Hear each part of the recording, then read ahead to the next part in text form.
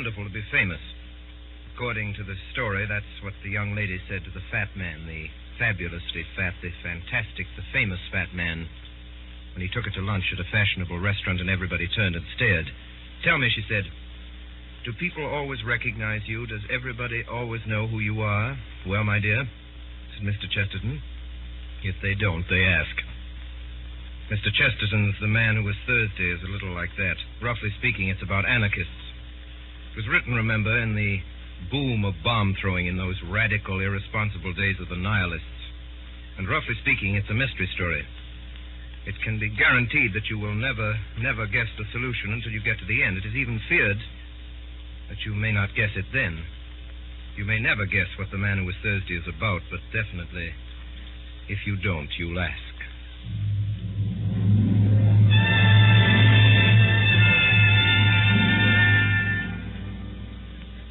I am Gabriel Syme. I am the man who was Thursday. That particular evening, if it is remembered for nothing else, will be remembered in that place for its strange sunset. It looked like the end of the world. It may be remembered by others, too, because it marked the first appearance in the place of the second poet of Saffron Park.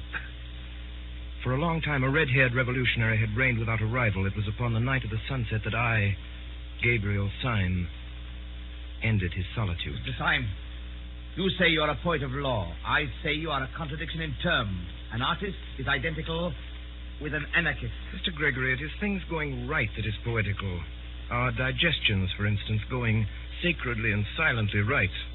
The most poetical thing in the world is not being sick. Really, Mr. Syme, the examples you choose... I beg your pardon, Mr. Gregory. I forgot we had abolished all conventions. You don't expect me to revolutionize society on this lawn? Oh, no, I don't, but I suppose that if you were serious about your anarchism, that is exactly what you would do. Don't you think, then, that I'm serious about my anarchism? I beg your pardon. Am I not serious about my anarchism? I strolled away and left Gregory, but with surprise and with a curious pleasure, I found a red-headed young lady still in my company. It was Rosamond, Gregory's sister. Mr. Syme, do the people who talk like you and my brother often mean what they say? Do you mean what you say now? My dear Miss Gregory, when you say thank you for the salt, do you mean what you say? No. When you say the world is round, do you mean what you say? No, it's quite true, but you don't mean it. Is he really an anarchist, then? Only in that sense I speak of, or if you prefer it, in that nonsense. He wouldn't really use bombs or that sort of thing. Oh, good Lord, no. That has to be done anonymously. I strolled with her to a seat in the corner of the garden, and I defended respectability with violence and exaggeration. I grew passionate in my praise of tidiness and propriety. All the time there was a smell of lilac around me, and once I heard, very faintly in some distant street, a barrel organ begin to play, and it seemed to me that my heroic words were moving to a tiny tune from under or beyond the world. In the wild events which were to follow, this girl had no part at all. I never saw her again until all my tale was over. And yet, in some indescribable way, she kept recurring like a motive in music through all those mad adventures afterwards. And the glory of her strange hair ran like a red thread through those dark and ill-drawn tapestries of the night. For what followed was so improbable that it might well have been a dream. When I left the party and went out into the starlit street, I found Gregory waiting for me. Mr. Syme. Mr. Gregory. This evening you succeeded in doing something rather remarkable. You did something to me that no man has ever succeeded in doing before. You irritated me. Oh, I'm very sorry. There is only one way by which that insult can be erased, and that way I choose. I am going at the possible sacrifice of my life and honor to prove to you that you were wrong in what you said. In what I said? You said I was not serious about being an anarchist. Mr. Syme, may I ask you to swear by whatever gods or saints your religion involves that you will not reveal what I am now going to tell you to any son of Adam, and especially not to the police? Will you swear that? If you will consent to burden your soul with a vow that you should never make and a knowledge you should never dream about, I will promise you in return... You will promise me in return... I will promise you a very entertaining evening. Your offer is far too idiotic to be declined. You say that a poet is always an anarchist. I disagree, but I hope at least that he is always a sportsman. Permit me here and now to swear that as a Christian and to promise as a good comrade and a fellow artist that I will not report any of this, whatever it is, to the police. And now, what is it? I think that we will take a cab.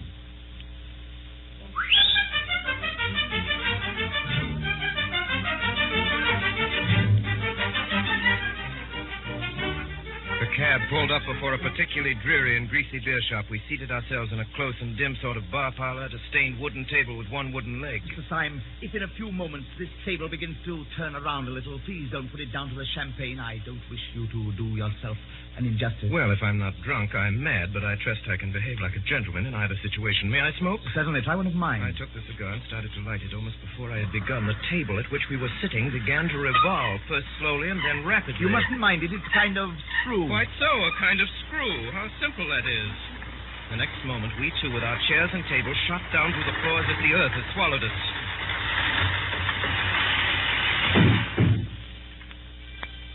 Gregory led me down a low, vaulted passage, at the end of which was a heavy iron door.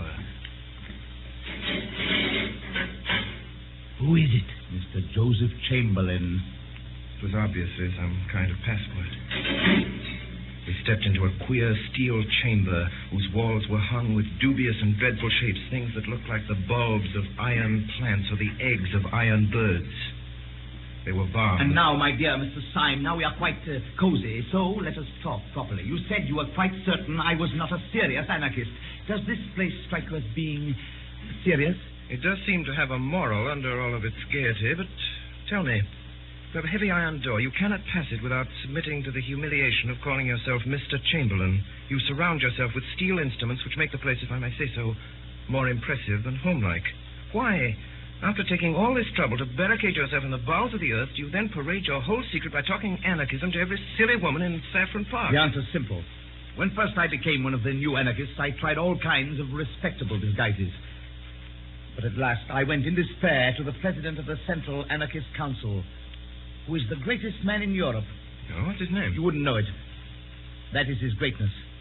He looked at me. You want a safe disguise, do you? I nodded. Why then, dress up as an anarchist, you fool. I took his advice and have never regretted it. I preached blood and murder to those women day and night, and by heaven they would let me wheel their perambulator. You took me in. What do you call this tremendous president of yours? We call him Sunday. You see, there are 7 members of the Central Anarchist Council, and they are named after the days of the week. He is called Sunday by some of his admirers, Bloody Sunday. It's curious that you should mention the matter, because this very night we've called a meeting to elect a successor to the post of Thursday. And I don't mind telling you that it's almost a settled thing that I am to be Thursday. Gregory, I gave you a promise before I came to this place. Would you give me, for my own safety, a little promise of the same kind? Promise? Yes, a promise. I swore before God that I would not tell your secret to the police. Will you swear by humanity or whatever beastly thing you believe in that you will not tell my secret to the anarchists? Your secret? Have you got a secret? Yes. I have a secret. Will you swear? Yes, I will swear not to tell the anarchists anything you tell me. But look sharp. They'll be here in a couple of minutes. Well, Gregory, I don't know how to tell you the truth more shortly than by saying that your expedient of dressing up as an aimless poet is not confined to you or your president. We've known the dodge for some time at Scotland Yard. What do you say? Yes, Gregory. I'm a police detective. Mr. Joseph Chamberlain. Mr. Joseph Chamberlain. It was repeated twice, and thrice, and then 30 times. And the crowd of Joseph Chamberlains, a solemn thought could be heard, trampling down the corridor. Here are your friends, Gregory. Comrade Gregory, I suppose this man is the delegate? The fact is, comrade, I have been specially sent here to see that you show a due observance of Sunday. Well, comrade, I suppose we'd better give you a seat in the meeting. Gregory, I could see, was in an agony of diplomacy. Yes, I think it is time we began. The tug is waiting on the river. I move that Comrade Buttons take the chair. Second the motion! All in favor? Aye! Carried. Comrade Buttons. Comrades, we all lament the sad decease of the heroic worker who occupied the post of Thursday in the Central Council until last week. He organized the great dynamite coup of Brighton, which under happier circumstances ought to have killed everybody on the pier. Upon you tonight, comrades, it devolves to choose out of the company present the man who shall be called Thursday. If any comrade suggests a name, I will put it to the vote. I move that Comrade Gregory be elected Thursday. Does anyone second? Second the motion. Before I put the matter to the vote, I will call on Comrade Gregory to make a statement. Gregory rose. He must have figured out that his best chance was to make a softened and ambiguous speech, such as would leave in my mind the impression that the Brotherhood was a very mild affair after all. My friend! There is a back there. It is deep under the earth that we, the persecuted, are permitted to assemble as the Christians assembled in the catacombs. Suppose we seem as shocking as the Christians because we are really as harmless as the Christians. Suppose we seem as mad as the Christians because we are really as meek. I am not meek. Comrade Witherspoon tells us that he is not meek. How little he knows himself. We are simple, as they were simple. Look at Comrade Witherspoon. We are modest, as they were modest. Look at me. We are merciful. No! I say we are merciful as the early Christians were merciful. Yet, this did not prevent their being accused of eating flesh. Now, we do not eat human flesh. Shame! Why not? Comrade Witherspoon is anxious to know why nobody eats him. In our society, at any rate, which loves him sincerely, which is founded on love. No, down with love. Which is founded on love. There will be no difficulty about the aims which we shall pursue as a body, or which I should pursue were I chosen as the representative of that body. Does anyone oppose the election of Comrade Gregory? Yes, Comrade! Who are you? Gabriel Time! Comrade Syme, the special delegate. Have we come here for this? Comrades, we line these walls with weapons and bar that door with death. Lest anyone should come and hear Comrade Gregory saying to us, be good and you will be happy. Honesty is the best policy and virtue is its own reward. Comrade Gregory has told us we are not the enemies of society. But I say that we are the enemies of society, and so much the worse for society. Comrade Gregory accuses me of hypocrisy. He knows as well as I do that I am keeping all my engagements and doing nothing but my duty. I do not mince words. I do not pretend to. We do not want the Supreme Council of Anarchy infected with a maudlin mercy. Have Gregory and his milk and water methods on the Supreme Council. I would offer myself for election. Stop, I tell you. I move as an amendment that Comrade Syme be appointed to the post. Stop all this, I tell you. Stop it. It is all impossible. I beg to second the election. Comrades, I kneel to you. Do not elect this man. The question is that Comrade Syme be elected to the post of Thursday on the General Council. And 3 minutes afterwards, Mr. Gabriel Syme of the Secret Police Service was elected to the post of Thursday on the General Council of the Anarchists of Europe. A moment later, I found myself, somehow or other, face to face with Gregory. You are a devil. And you are a gentleman. Comrade Thursday, the boat is quite ready. Comrade Gregory, you've kept your word. You're a man of honor, and I thank you. What do you mean? What did I promise you? A very entertaining evening.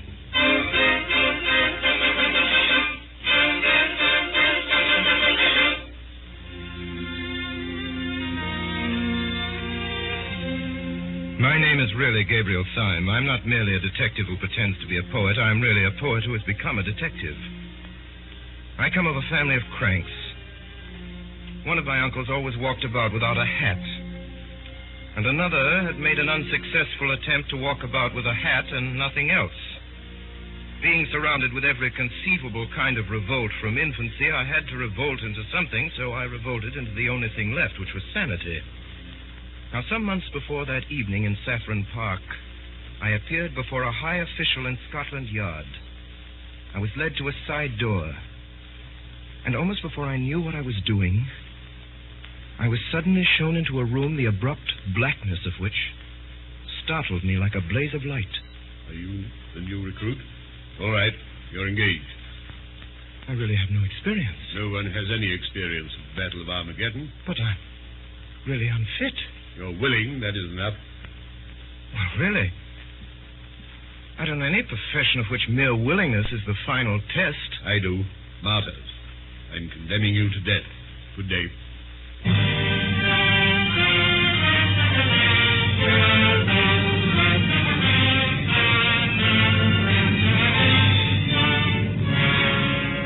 Where my adventure ultimately led me, I've already told you. At about 1:30 on a February night, I found myself steaming on a small tug up the silent Thames, the duly elected Thursday of the Central Council of Anarchists. As we came alongside, the great stones of the embankment were big and black against the huge white dawn. I leapt out of the boat onto the slimy steps. The tug put off again and turned upstream. And I saw that there was a man leaning over the parapet and looking out across the river. And then the man smiled. And his smile was a shock. For it was all on one side, going up the right cheek and down on the left. With the dark dawn and the deadly errand and the loneliness and the great dripping stones, there was something unnerving in it. There was the silent river and the silent man. And there was the last nightmare touch, that his smile had suddenly went wrong. If we walk up towards Leicester Square, we shall just be in time for breakfast. Sunday always insists on an early breakfast. At one corner of Leicester Square, there projected the balcony of a prosperous but quiet hotel. The balcony contained a breakfast table, and round the breakfast table, glowing in the sunlight, were a group of noisy and talkative men, all dressed in the insolence of fashion. Here, then, was the secret conclave of the European dynamiters.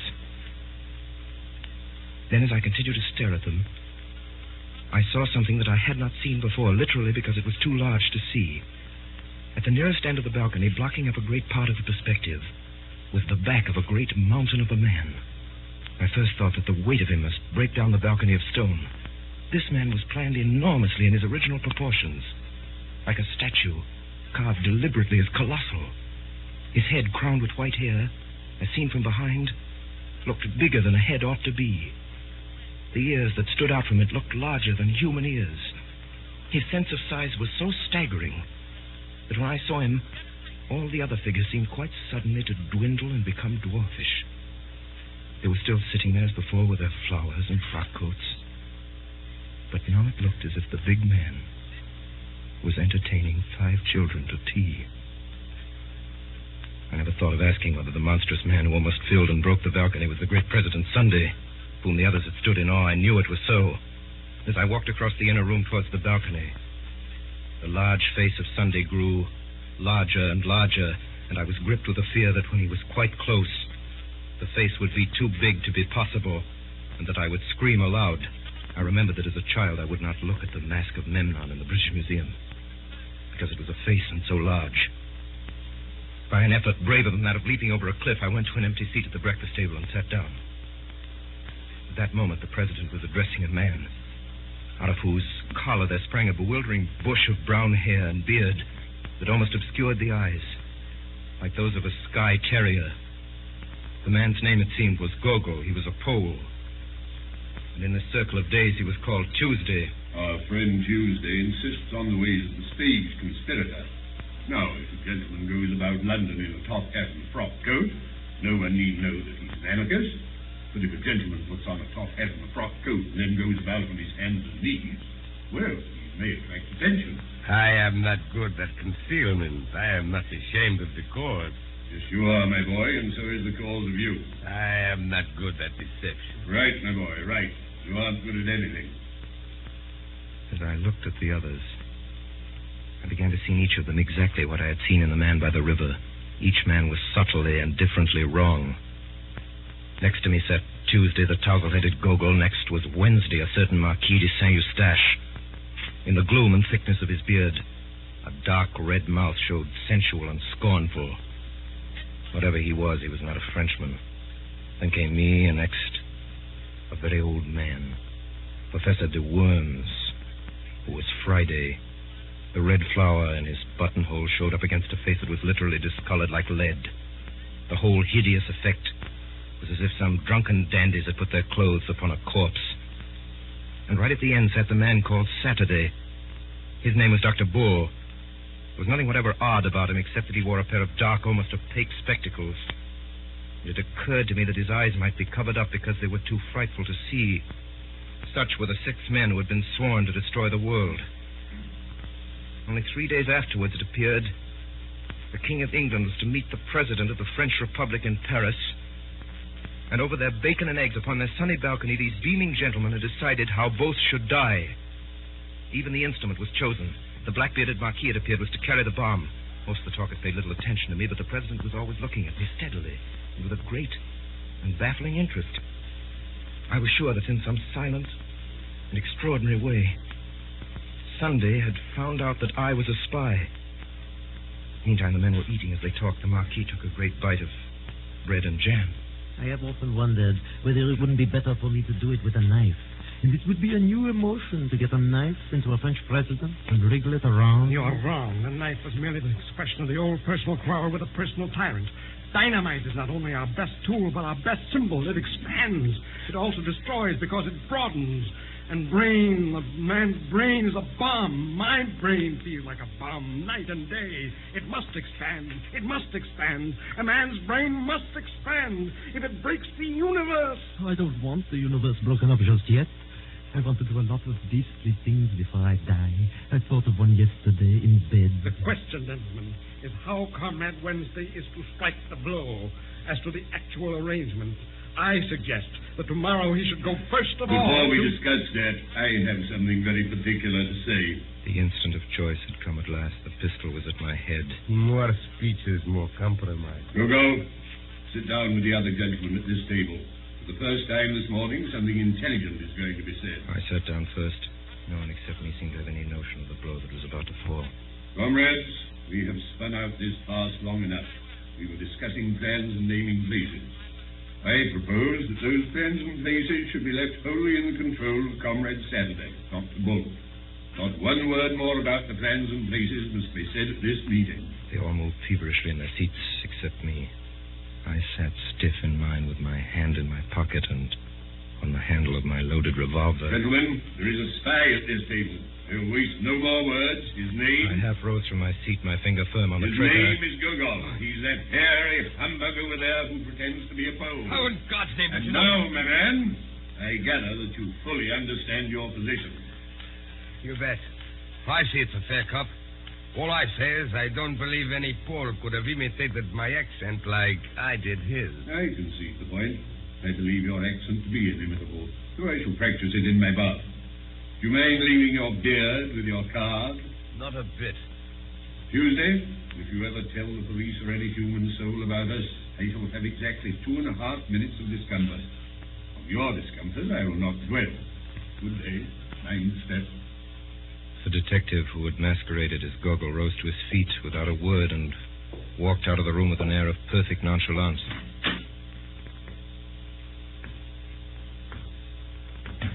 There was a slight stumble outside the door which showed that the departing detective had not minded his step. Time is flying. I must get off at once. I have to take the chair at a humanitarian meeting. Would it not be better to discuss further the details of our project now than that the spy has left us? Secretary, if you take your head home and boil it for a turnip, it might be useful. I can't say, but it might. I really fail to understand. You fail to understand? Why, you dancing donkey. You didn't want to be overheard by a spy, did you? How do you know you aren't overheard now? With these words, Sunday shouldered his way out of the room, shaking with incomprehensible scorn. Now, if the last words of the president meant anything, they meant that I had, after all, not passed unsuspected. The other 4 got to their feet, betook themselves elsewhere to find lunch. Only the old anarchist, old Professor de Worms, remained behind, seated before me at the table. Mr. Gabriel Syme. Yes, Professor? You policeman. Policeman. Whatever made you think of a policeman in connection with me? The process was simple enough. I thought you looked like a policeman. I think so now. Why must I be a policeman? Do let me be a postman. You hear me ask a plain question? You paltering spy. Are you or are you not the police detective? No. You swear it.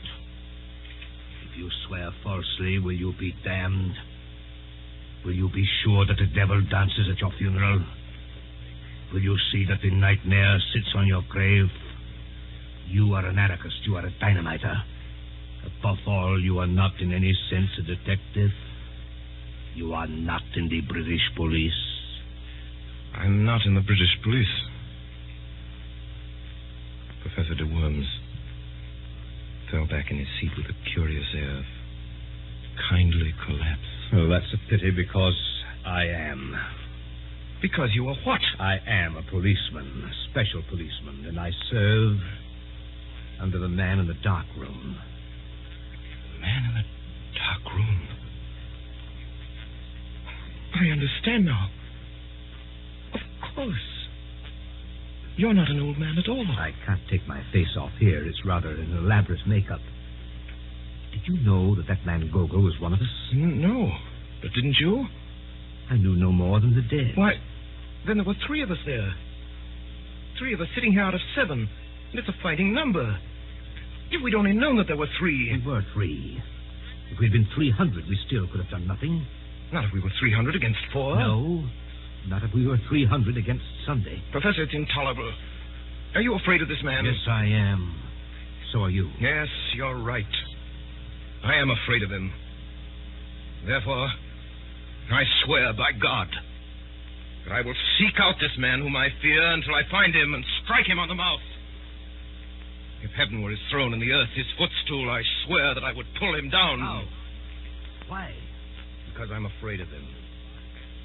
And no man should leave in the universe anything of which he is afraid. Have you any idea exactly what you're going to do? Yes, I'm going to prevent this bomb being thrown in Paris. Have you any conception how? No. You remember, of course, that when we broke up rather hurriedly, the whole arrangements for the atrocity were left in the private hands of the Marquis and Dr. Bull. The Marquis is by this time probably crossing the Channel. The only man who knows where he's going is Dr. Bull. Confound it, and we don't know where Bull is. Yes. I know where he is. Will you tell me? I'll take you there. What do you mean? Would you join me? Will you take the risk? Young man, you think that it is possible to pull down the president. I know that it is impossible, and I'm going to try it.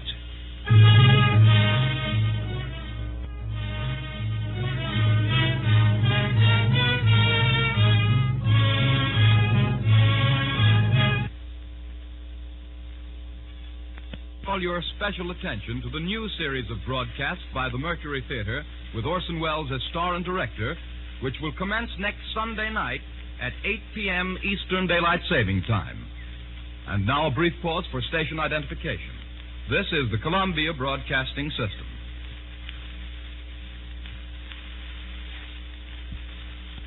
We continue now with the performance of G.K. Chesterton's The Man Who Was Thursday by Orson Welles and the Mercury Theater on the air.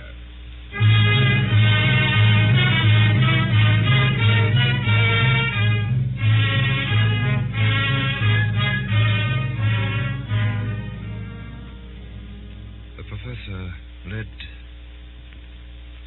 me to a very respectable inn. And in that place we dined very thoroughly. Can you play the piano? Yes, I'm supposed to have a good touch. You would have done just as well if you could work a typewriter. Thank you. You flatter me. Listen to me. There is no man except the president who is so seriously startling and formidable as Dr. Bull, that little grinning fellow in goggles. Depend on it. Sunday was not asleep when he locked up all the plans of this outrage in the round, black head of Dr. Bull. Do you think that this unique monster will be soothed if I play the piano to him? I mentioned the piano because it gives one quick and independent fingers. Sime, if we are to go through this interview and come out sane or alive, we must have some code of signals between us that this brute will not see. I have made a rough alphabetical cipher corresponding to the 5 fingers like this. Listen. B. A. D. Bad. A word we may frequently require. I began to study the scheme. It didn't take me long to learn how we might convey simple messages by what would seem to be idle taps upon a table or knee. It was not long before Dr. Bull came in, sat down at our table. He smiled brightly. You're early this evening, gentlemen. The quiet good humor of his manner left us helpless. We sat staring at each other in silence. I have an intuition. Then sit on it.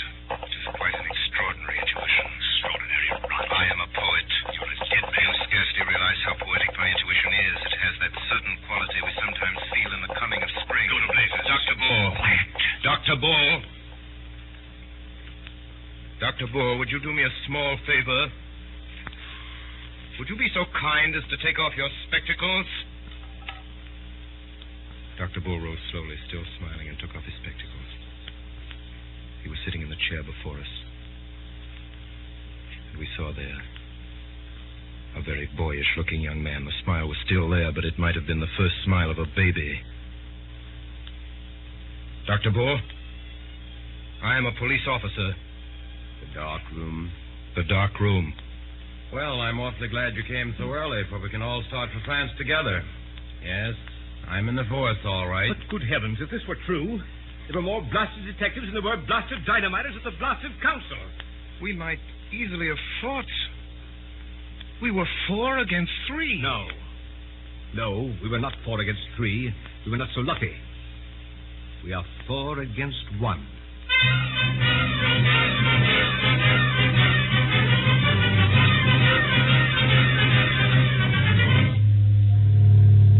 An hour later, we were already on the Calais boat. The fact that comes of it is this. We 3 are alone on this planet.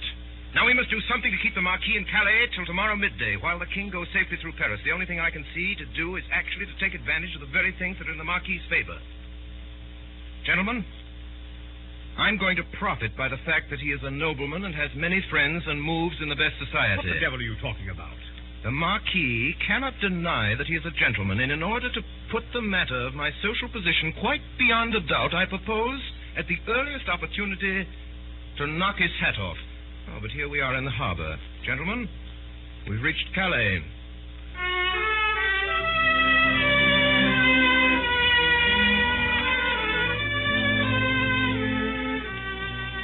A band was playing in a Café Chantant hidden somewhere among the trees, where sat the Marquis de Saint-Eustache. The man had 2 companions, solemn Frenchmen in silk hats. You are Monsieur Syme, I think. And you are the Marquis de Saint-Eustache. Permit me to pull your nose, which I attempted to do, but the 2 men in top hats held me back.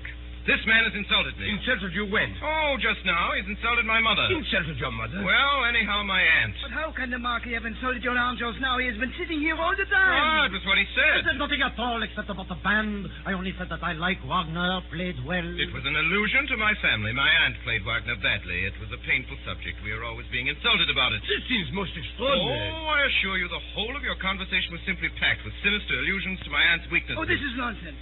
I, for one, have said nothing for half an hour, except that I like the singing of that girl with the black hair. Well, there you are again. My aunt was red. It seems to me that you're simply seeking a pretext to insult the Marquis. By George, what a clever chap you are. Seeking a quarrel with me. By heaven, there was never a man who had to seek long. These gentlemen will perhaps explore me. There are still 4 hours of daylight. Let us fight this evening. Marquis, your action is worthy of your fame and blood. Permit me to consult with the gentleman in whose hands I shall place myself. Good day. Syme, what are you up to? Now listen carefully. Bull, Professor, you are my seconds. And you must insist on the duel coming off after 7 tomorrow, so as to keep him from catching the 7:45 for Paris. If he misses that train, he misses the King of England. You understand? So at 7:20, we met on a small meadow not far from the railway. I'd made up my mind that I could avoid disabling the Marquis and prevent the Marquis from disabling me for at least 20 minutes. In 20 minutes, the Paris train would have gone by. Gentlemen, engage. I'm not a bad fighter. Every now and then, I'd almost fancied that I felt my point go home. But there was no blood on the blade or my shirt. And now we could hear the Paris train. There was no doubt about the hit this time. I was as certain that I had stuck my blade into my enemy as a gardener that had stuck his spade into the ground. Yet there was no blood on it at all. Marquis fought wildly. He constantly looked away at the railway line, almost as if he feared the train more than the pointed steel. I aimed less at the Marquis's body and more at his throat and head. A minute and a half afterwards, I felt the point enter the man's neck below the jaw. It came out clean. I thrust again and made what should have been a bloody scar on the Marquis's cheek. There was no scar. Stop! I want to say something. It is rather important. Mr. Syme, you expressed a wish to pull my nose. Would you oblige by pulling my nose now as quickly as possible? I have to catch a train. I protest that this is most irregular. Will you or will you not pull my nose? Come, Mr. Syme. Don't be selfish. Pull my nose at once when I ask you. I took 2 paces forward and seized the Roman nose of this remarkable nobleman. I pulled it hard, and it came off in my hand. If anyone has the use for my left eyebrow, he can have it. Do accept my left eyebrow. It is the kind of thing that might come in useful any day. The Marquis was recklessly throwing parts of himself right and left about the field. You are making a mistake, but it can't be explained just now. I tell you, the train has come into the station. Yes, Marquis, and the train shall go out of the station. It shall go out without you. Will you drive me mad? You shall not go by the train. You great, fat, blasted, blear-eyed, blundering, thundering, brainless, doddering, blasted fool. You great, silly, pink-faced boy that turnip. You shall not go by this train. And why in the infernal blazes should I want to go by the train? We know all. You are going to Paris to throw a bomb. Going to Jericho to throw a Jabberwock. I didn't care about catching the train. I cared about whether the train caught me, and now, by God, it has caught me. What do you mean? It means everything, the end of everything. Sunday has us now in the hollow of his hand. Us? What do you mean by us? The police, of course. I am no Marquis. I am Inspector Ratcliffe of Scotland Yard. Then the whole bally lot of us on the anarchist council were against anarchy. Every born man was a detective except the president and his personal secretary. What can it mean? It means that we are struck dead. Don't you know Sunday? I tell you, he's bought every trust. He's captured every cable. He has control of every railway line, especially of that railway line. The whole movement was controlled by him. Half the world was ready to rise for him.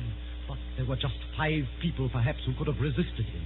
And the old devil put them on the Supreme Council to waste their time in watching each other. Sunday knew that the professor would chase Syme through London, that Syme would fight me in France, and he was combining great masses of capital, seizing great lines of telegraphy, while we 5 idiots were running after each other like a lot of confounded babies playing blind man's buff. And since you really want to know what was my objection to the arrival of that train, I'll tell you.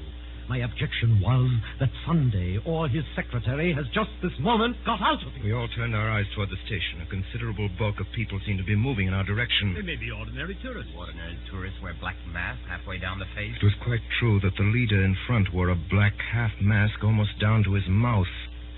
And the mouth was smiling, a crooked smile, on one side of the face. I can't believe it. The thing is nonsense. Plain people of a peaceable French town. Someone has shot at us. Pray resume your remarks, Dr. Bull. You were talking, I think, about the plain people of a peaceable French town. Stop! Here come the police! They're charging them out. No, they're forming along the parade. They've unslung their carbines. Yes, and they're going to fire on us. The police have joined the mob. The mob, advancing steadily, was almost on top of us. Charge the anarchists! Charge the anarchists! There was no doubt of it. The leader was Monday, Secretary of the Council. Under the black mask, his mouth was working horribly. Monday! Stop! Charge the anarchists! Swords! For our time has come to die! There is some mistake, Mr. Syme. I heartily think you understand your position. I arrest you in the name of the law. Of the law? But you are the Secretary of the Anarchist Council. Nonsense. I am a detective from Scotland Yard.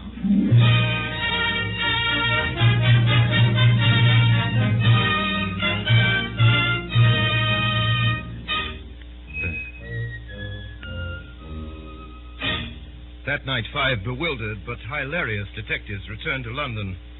And next morning, having found Gogol, we marched stolidly toward the hotel in Leicester Square. This is more cheerful.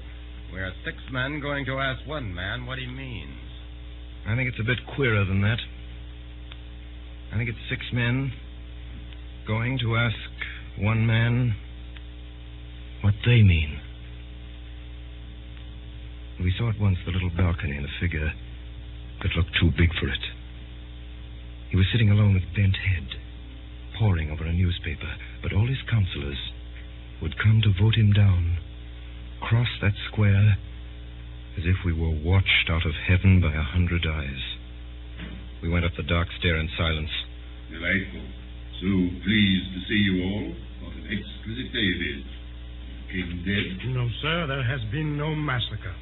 I bring you news of no such disgusting spectacles. Disgusting spectacles? You mean Dr. Bull's spectacles? My spectacles are blackened, but I'm not. Look at my face. I dare say it's the sort of face that grows on one. In fact, it grows on you. I dare say it'll grow on me someday. We have come here to know what all this means. Who are you? What are you? What am I?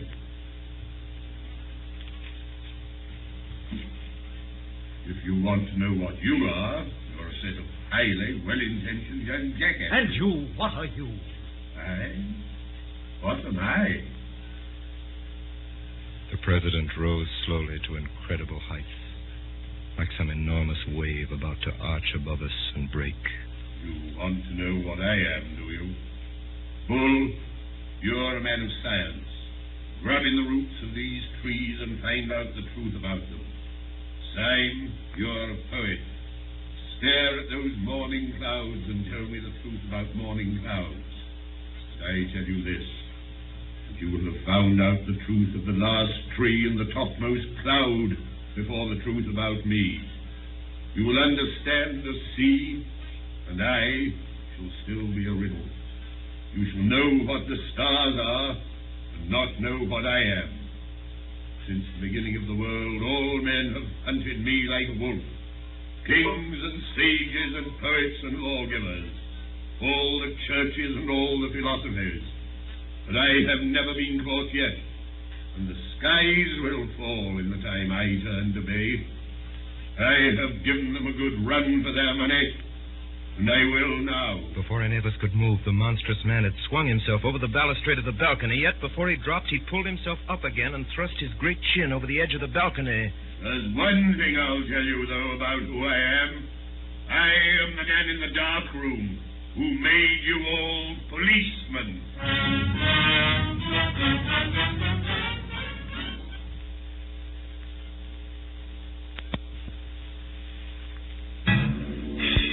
Sunday fell from the balcony, bouncing on the stones below like a great ball of India rubber, and went bounding off towards the corner of the Alhambra, where he hailed a hansom cab and sprang inside of it. Of course, we all followed him, and at the highest ecstasy of speed, Sunday turned round, and sticking his great grinning head out of the cab, he made a horrible face at us, flung a ball of paper at me, and vanished. I caught the paper. What does it say, Syme? Let's see. No one would regret anything in the nature of an interference by the Archdeacon more than I trust it will not come to that. But for the last time, where are your galoshes? The thing is too bad, especially after what Uncle said.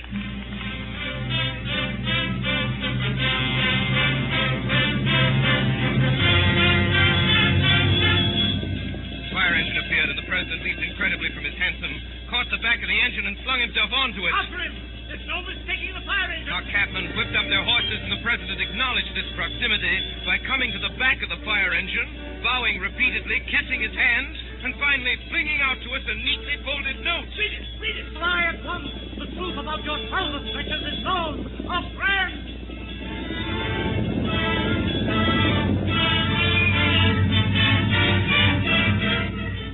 What place is this?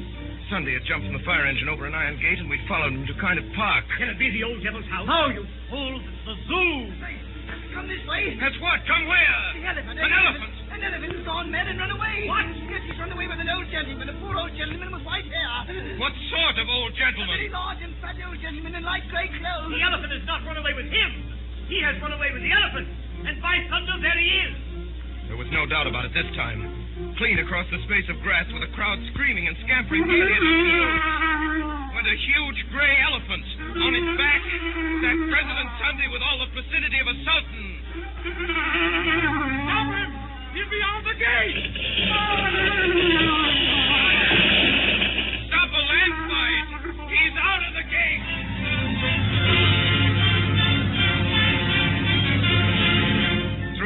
after street, through district after district, went the prodigy of the flying elephant, and we followed it through the city, out into the suburbs, and finally to a fairgrounds. The president had disappeared. Look! Look over there! Look at what? Look at the captive balloon! Why the blazes should I look at a captive balloon? What is there queer about a captive balloon? Nothing, except that it isn't captive. 10,000 devils! He's not into it!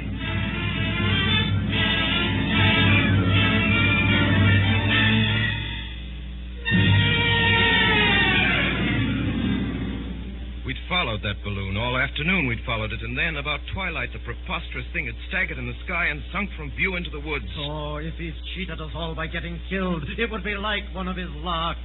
And almost at the same moment, all 6 of us realized that we were not alone in the little field. Across a square of turf, a tall man was coming towards us, leaning on a strange long staff like a scepter. His advance was very quiet. He might have been one of the shadows of the wood. Gentlemen, my master has a carriage waiting for you in the road just by. Who is your master? I was told you knew his name. Where is this carriage? Has been waiting only a few moments. My master has only just come home.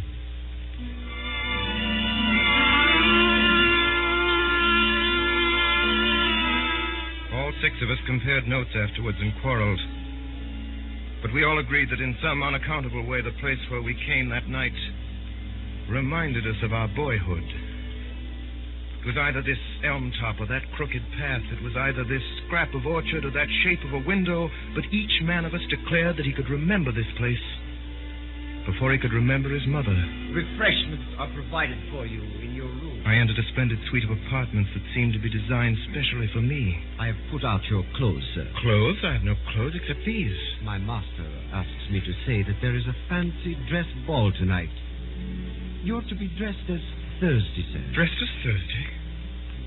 Doesn't sound a very warm costume. Yes, sir. The Thursday costume is quite warm, sir. It fastens up to the chin.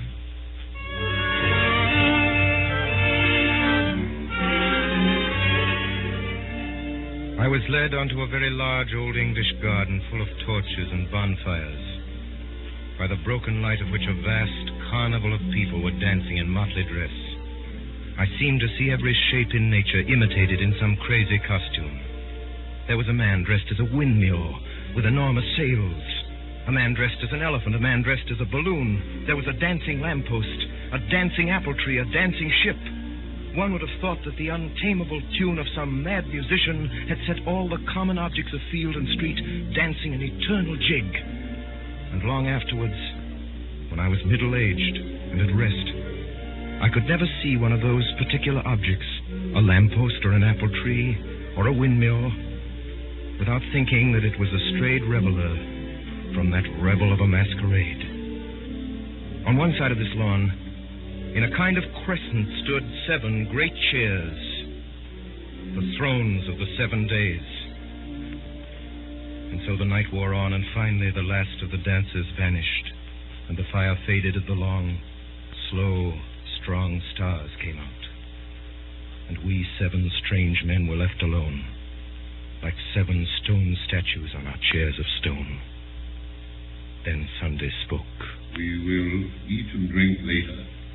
Let us remain together a little, we who have loved each other so sadly and have fought so long. I seem to remember only centuries of heroic war, in which you were always heroes, epic on epic, Iliad on Iliad, and you always brothers in arms. Tell me, who are you? I am the Sabbath. I am the peace of God. I'm grateful to you. Not only for wine and hospitality here, but for many a fine scamper and free fight. But I should like to know. My soul and heart are as happy and quiet here as this old garden. But my reason is still crying out. I should like to know. It seems so silly that you should have been on both sides and fought yourself. I have heard your complaints, and here, I think, comes another to complain. He will hear him also. And we saw standing before us the red-headed poet of Saffron Park. Gregory! Why, this is the real anarchist. Yes. I am the real anarchist. There came a day when the sons of God came before the Lord, and Satan also came with them. You're right. I am a destroyer. I would destroy the world if I could. Oh, most unhappy man. Try to be happy. You have red hair like your sister. I know what you are, all of you, from first to last.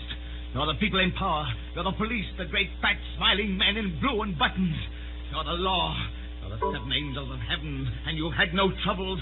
Oh, I could forgive you everything if I could feel for once that you had suffered for 1 hour a real agony, such as I. I see everything.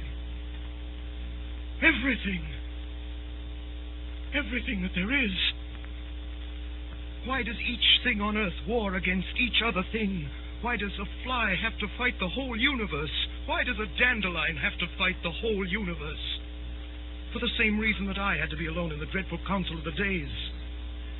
So that each thing that obeys law may have the glory and the isolation of the anarchist. So that by tears and torture we may earn the right to say to this accuser, we also have suffered.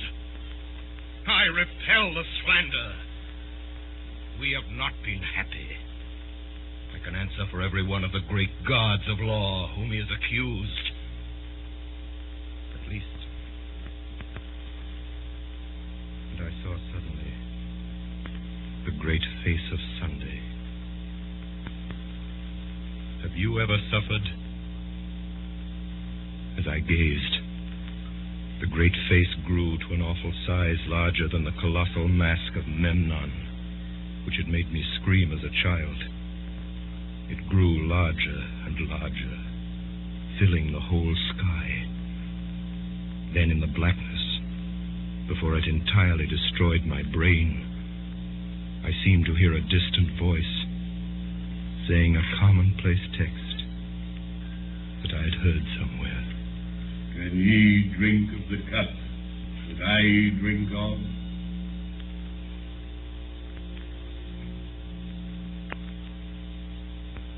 When men in books awake from a vision, they commonly find themselves in some place in which they might have fallen asleep. I could only remember that gradually and naturally I knew that I was awake and had been walking along a country lane. Dawn was breaking over everything, in colors at once clear and timid, as if nature made a first attempt at yellow and a first attempt at rose. A breeze blew so clean and sweet that one could not think it blew from the sky. It blew rather through some hole in the sky.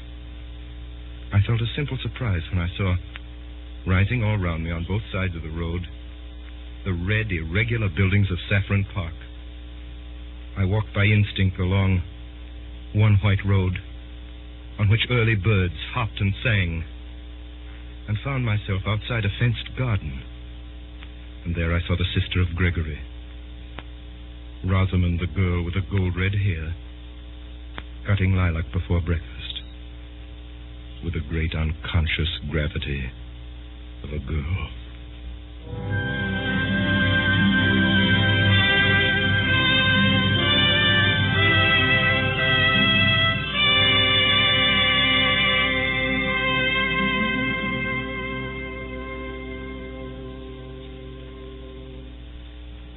Tonight, the Columbia Broadcasting System, through its member stations coast to coast, and the network of the Canadian Broadcasting Corporation, has brought you a production of G.K. Chesterton's The Man Who Was Thursday, by Orson Welles and the Mercury Theater on the air. The adaptation for radio was made by Mr. Welles. This Monday night concludes the summer broadcasts, which have introduced the Mercury Theater as the first complete theatrical producing company in radio.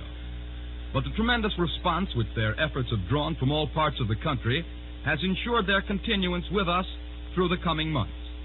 The Columbia Broadcasting System is therefore proud to announce a new series of weekly productions by Orson Welles and the Mercury Theater on the air, beginning next Sunday evening, September the 11th, from 8 to 9 o'clock Eastern Daylight Saving Time.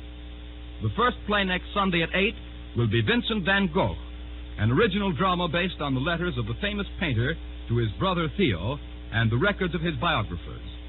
In the cast this evening, Sunday, Eustace Wyatt, the Professor Ray Collins, Gregory, George Coulouris, the Marquis Edgar Barrier, Gogol, Paul Stewart, Bull, Joseph Cotton, the Secretary Erskine Sanford, Witherspoon, Alan Devitt, Rosamond Anna Stafford, and Gabriel Syme, The Man Who Was Thursday, by Orson Welles.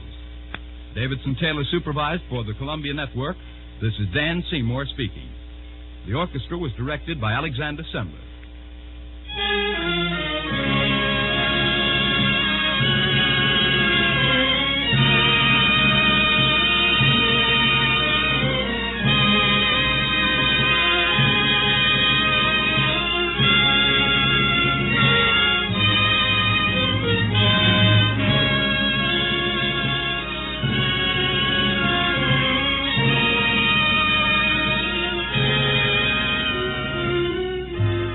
Remember, next Sunday evening at 8 o'clock Eastern Daylight Saving Time, Orson Welles and the Mercury Theater on the air in Vincent van Gogh.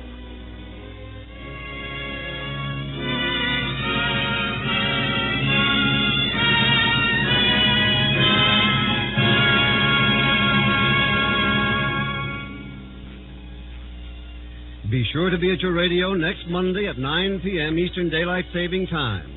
That's when the Lux Radio Theater begins its new series of broadcasts, same stations as last year. The first presentation will be Spawn of the North, with George Raft, Fred McMurray, John Barrymore, Dorothy Lamour, and Akim Tamiro. Next Monday at 9 p.m. Eastern Daylight Saving Time. This is the Columbia Broadcasting System.